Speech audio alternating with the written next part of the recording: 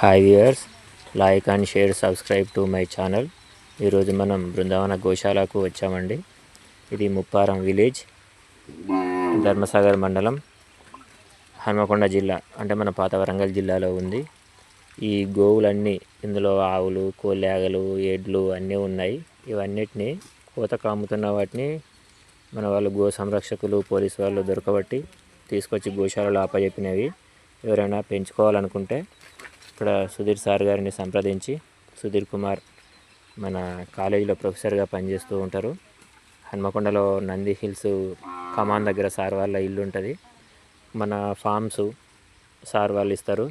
Forms, అఫిడవిటు, సాక్షులు, Aadhaar card మీద సంతకం, వాటిని తీసుకొచ్చి సార్ వాళ్ళకి సబ్మిట్ చేస్తే ఈ ఆవుల్లోంచి మీరు పెంచుకోవడానికి ఇస్తారు. తలా 2 ఇస్తారు.